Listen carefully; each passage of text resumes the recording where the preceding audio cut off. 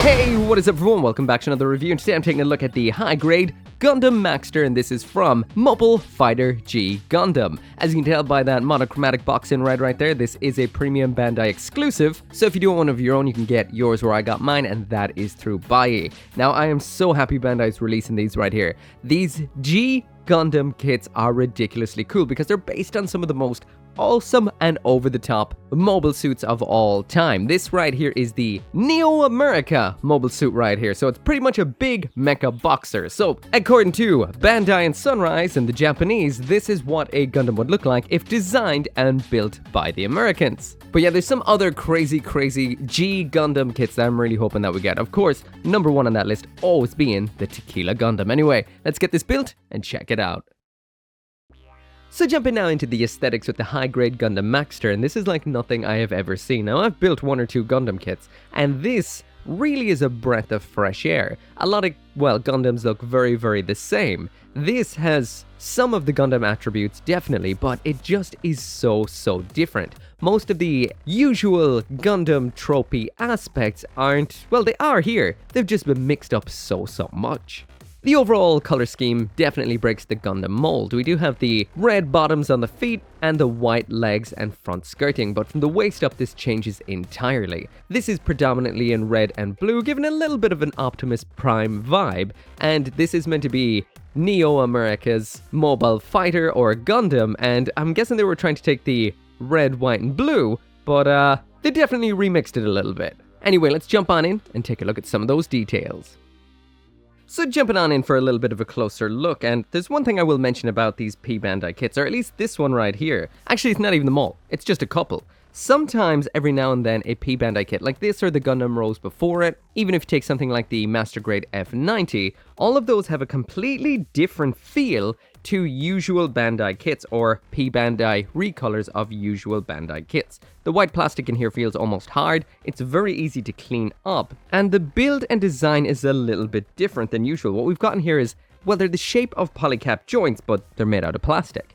When it comes to the overall look, this is a unique looking Gundam without a doubt. It's got that little bit of a chin guard, and it's got the typical white muzzle, red little beard underneath, as well as the V-fin, giving it a kind of regular Gundam look. But the rest of it looks, how can I say, it's very unusual. The blue head is different, definitely. The blue plastic in this does mark up quite a bit when you're cutting it out. But when it does come to something like the color separation in here, we do have a little sheet of stickers. This is not the worst. This mainly is for parts that aren't even on the Gundam itself. And the ones that we do use in here, this is what it looks like when I have them actually used up. I didn't use 5 and 6 for whatever reason, or 6 and 7 there. But yeah, number 1, 2, and 3, those are the usual eye cameras, head cameras, and the head camera round back. 4 is ridiculously unique because it's this little black segment here on each knee. So that's just part of the red part behind the knee, which is nice color separation, and that's a nice use of stickers because they're hidden. The rest of them I use then, which is this one, then these two right here. These are actually on the core lander, or whatever it's called, inside the back here.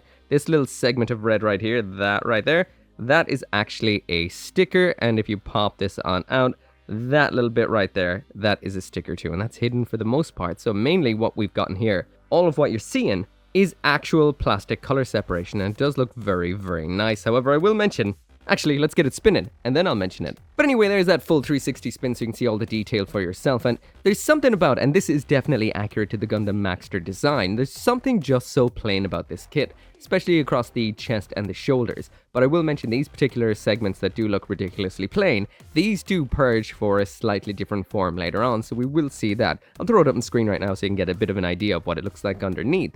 So in a way, even though these do look plain, they are removable parts. Besides that though, this looks like nothing else. This is a very unique Gundam through and through. The layering of parts is very nice. We've got some grey coming from underneath in the thruster and the butt. And overall, the whole build and everything about it is super nice. It may look a little plain at first glance, but the build and the actual kit itself is quite cool. So jumping into the size comparison, there it is beside a standard Gundam, which is the RX-78-2, as well as the Rose Gundam from the same series. Next to the high-grade Gundam Exia and the high-grade Gundam Barbatos, and finally beside the high-grade Shin Burning Gundam and the high-grade Jim Shoulder Cannon Missile Pod.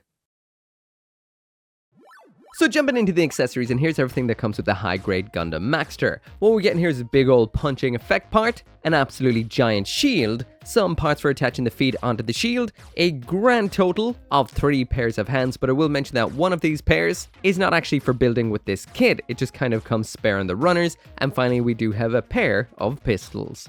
So when it comes to the hands on this kit, they are the usual ball joint attachment style.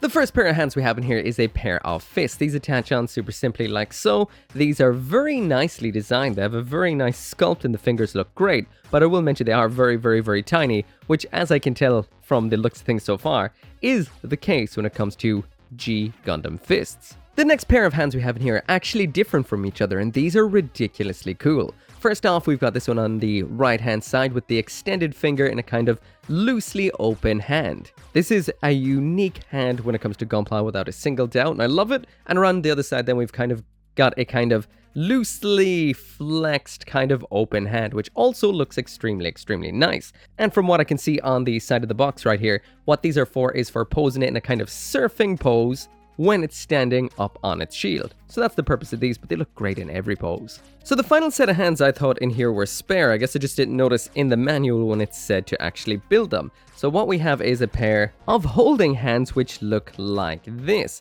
Now what these are for is, well, they open up in the usual way. You just pop the back off like so, and these are for using with the pistols. They just pop on into the holding hands like so, and then they attach into the hands just like that. Now I will mention this is a little bit on the difficult side because the actual pistol doesn't hold in one half of the hand while you're trying to put the other one on, so it's a little bit of a balancing act. But anyway, popping them on is just like so, and that is what the pistols look like, and we do have 2 of those. When these are not in use, we do have a little bit of a peg on the side, which is kind of annoying. That doesn't look that nice, but I guess most of the time, Bandai don't actually expect you'll be using them, I guess. That you'll be storing them on the side skirts, just like so. And these aren't actually side skirts, these are the actual sides of the legs or the hip armor. So that's what they look like attached. And once again, that is what they look like in the hand. But let's get on to the main event. Also, we'll mention we do have this absolutely phenomenal version of an Action Base 4 in here. So this is in a nice crystalline red, and I don't think this is available anywhere else. We do have some little sections on the sides for the purged armor. So next up in here we've got the shield, probably one of the most ridiculous weapons around. This is in the exact same colors as the Maxter itself. It's very nicely color separated, and we've got a little bit of a handle round back. So that does mean we do need the holding hands yet again. And with this shield right here, you're able to move the handle up and out of the way just like so.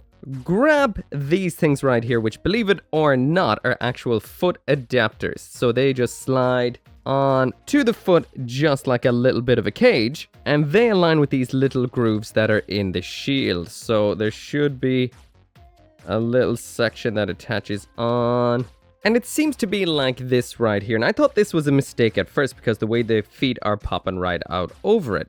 But this is extremely strange. We've just got a 3mm peg here, and this slides into these weird grooves. So it just kind of pops in like so and kind of just holds on with a little bit of a wish and a prayer. It does work, but it's not the most rock solid attachment I've ever seen. It holds on definitely, and allows for the feet to actually flare out if you're trying to get them down into a little bit of kind of pose like this right here. And yeah, it definitely does work out. Now, one interesting aspect is down on the bottom of this, we do have this little segment right here, which you can actually remove like so. That doesn't hold in the greatest of ways, so don't lose that. And then we take that crazy version of an Action Base in that absolutely cool shade of red, and then we can just pop the Maxter onto the top of that just like so. So it's definitely hanging out way up in the air like that. Now, at first I thought this felt a little bit on the not so secure side with those 3mm pegs just going into those slots, but this has held up fine. I've moved it around, no bother,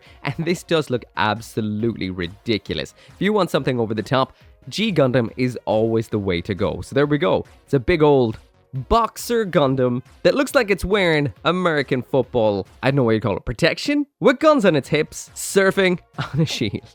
But that is enough about all that other stuff. This is a boxing Gundam, so let's see it do some actual boxing things. So first off, we're going to get the fists back on here. And once those fists are on, we've got these sections here that can actually flip up and forward and around like so, over the fist like a kind of knuckle armor.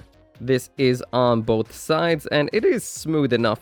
It requires a little bit of a lift, and there is both of those. So this is the first of the actual boxer style aspects about this particular kit right here. So next up, and probably one of the most unique aspects about this particular mech, is the fact that it actually purges off its armor to go into boxer mode. So we lose this shoulder armor right here, this shoulder armor right here, and then the chest armor pops like so, and the shoulder little armor bits pop on in.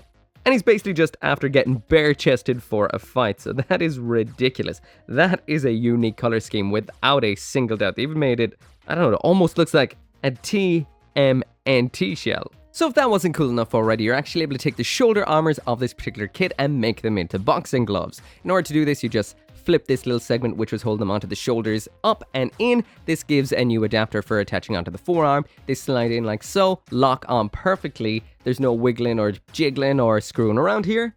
And then you just put down this little flap as well as the thrusters. So these are rocket powered punches. Do the exact same thing on the other side, and this is what we get. I mean, this may just be the most ridiculous gunpla I've ever taken a look at. And this is only scratching the surface of the ridiculousness that is G Gundam, so I hope they continue this on. It's too much fun not to. Before I totally forget, we do have the core lander in here. It just pops out just like so. That is what it looks like, and it just slides into position just like so for escape.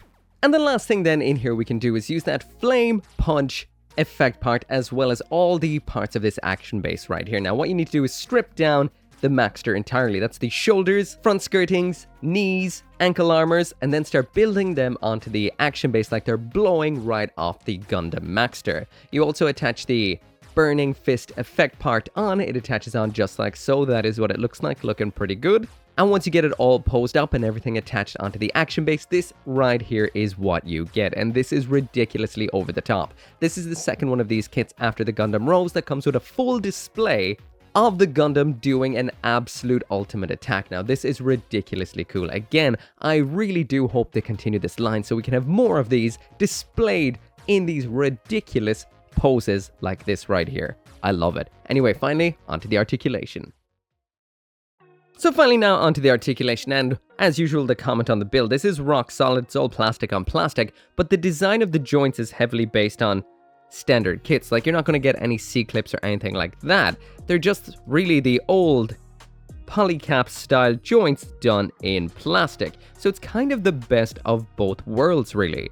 Anyway, let's get this into the pose and then let's go through the articulation pretty quickly. So anyway, throwing it into the usual pose, and what can I say? This is interesting, definitely. This I can only describe as neoclassic. The joints, like I mentioned, they do feel like old polycaps did, but they are a lot stronger than polycaps would have been, and it's got that nice plastic on plastic feel. But still, we don't have anything like a bend in the toes at all. These are just feet that don't move, which means it can't get very low into the lunge, but it is super strong. Even the torso here is classic ball joints, but instead of being the polycap ball joint, it is a plastic ball joint. It's interesting. Let's go through everything one by one so we can see. The neck joint in here, I would say is a giggity goo, but the top ball is so stiff. I mean, half the time I don't know if I can get anything out of it. I've never felt something so tight.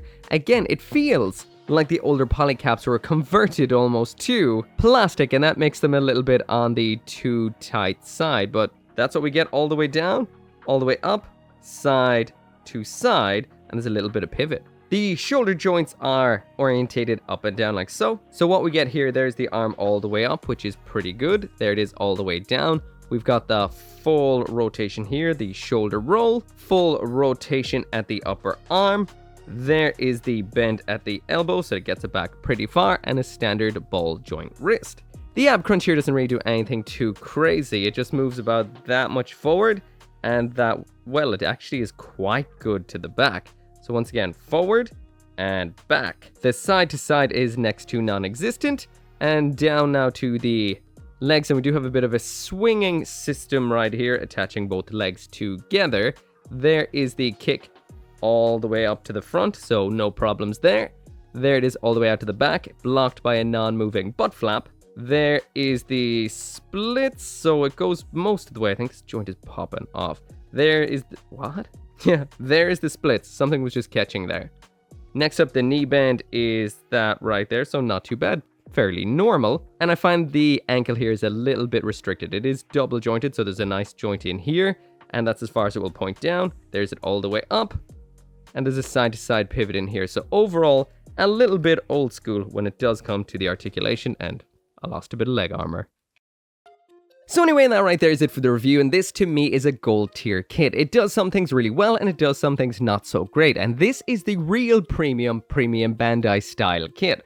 Like I said, it's like the Gundam F90, it's like the Rose Gundam we would have seen before. They're built different, that's the only way to say it. This does not feel like a standard Bandai kit whatsoever, for better and for worse. The people over at Bandai definitely have different priorities. Aesthetically, this is absolutely what it should be and no more. This is the Gundam Maxter. If you do not like the Gundam Maxter, you won't like it. If you do, you get exactly what you want. Even almost to the point of looking a little bit very plain for a modern day gunpla, but does everything a modern day gunpla should do, and it's all fully color separated.